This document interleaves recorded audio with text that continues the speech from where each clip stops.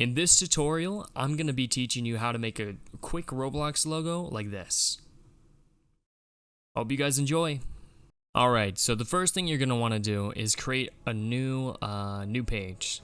So we're going to make this one 1920 by 1080. Alright, so next you're going to want to start with the text. So for this, you're going to want to pick whatever color you want. Let's do Money Simulator is going to be our example. So we're just going to make like a greenish kind of font. And then I'm going to use Starlight Personnel as a font. I'm going to put the download link for that in the description as well. So let's start. So our idea first is going to be Money Simulator. I'm going to increase the size of that by either hitting Control-T or by going to Edit, Transform, and Scale. And then we're just going to want to duplicate this layer, bring it down, and then we're going to make this say Simulator. So you also want to make sure everything is in all caps. So I'm going to bring this down. I'm going to make this smaller than money, and then make this all caps. Alright. I'm gonna make this just a little bit bigger. Make this about this big. I'm gonna click Money and Simulator. I'm gonna click my two texts. I'm gonna group them by hitting Control-G. And then I'm gonna go to Blending Options. And then I'm going to go to my stroke. I'm going to turn the stroke on, and then I'm going to click the color that my text currently is, and I'm going to change the K down here to 20%. And then I'm going to make it a smaller size. On this, I'm going to make it like a 7. It might be different for yours. So you're going to want to go back to Blending Options, and then scroll the way to Drop Shadow. So you're going to make this drop shadow the same color as the stroke. And then you're going to want to make sure spread is on 100. And then you're going to want to increase the size until it matches the size of the stroke. Like this. Like that. Actually, maybe a 7 on that. Alright. And then you're going to want to change the distance. This is pretty much going to be your depth for it. I'm going to set mine to about a 9. No, sorry. I'm going to set it to like a 7. 7 looks pretty good. So next we're going to add another drop shadow, which you can do by either going down to Effects and hitting Drop Shadow, or you can go into your current drop shadow layer and then click the plus over here, and it'll duplicate that drop shadow. So now you're going to want to pick the color you just had for that drop shadow, and then add 20% to that.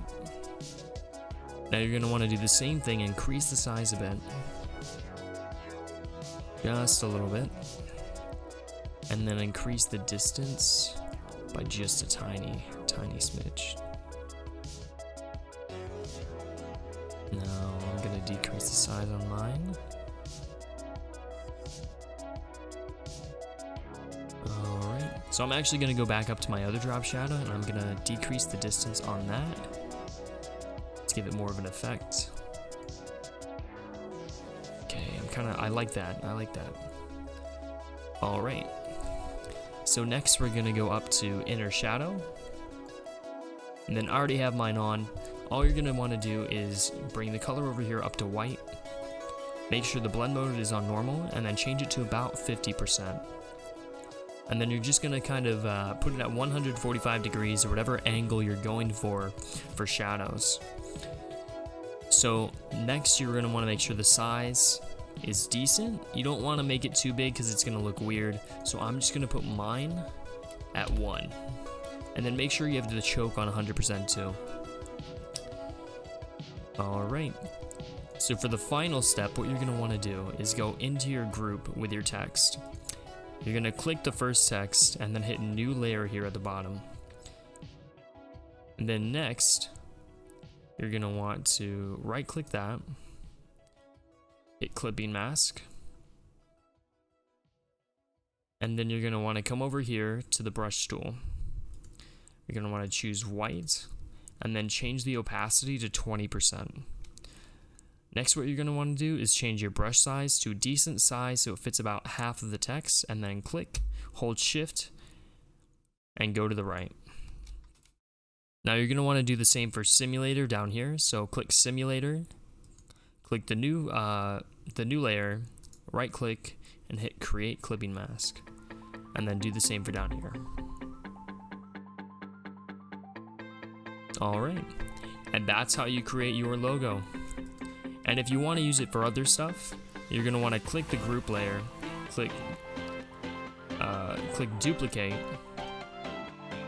hide the first layer, and then make the second layer convert to smart object. So this way, when you resize it, it'll keep its quality for the most part. And then you can use it wherever you want. Alright guys, I hope you enjoyed the video. I hope this was really helpful. Yeah, please leave a like, comment with any questions that you have, and make sure to hit that subscribe button. I'm going to be releasing tutorials a lot more often now, and I'm going to try to make stuff that you guys want to see. So drop whatever kind of tutorial you want in the comment. Thanks, and see you next time.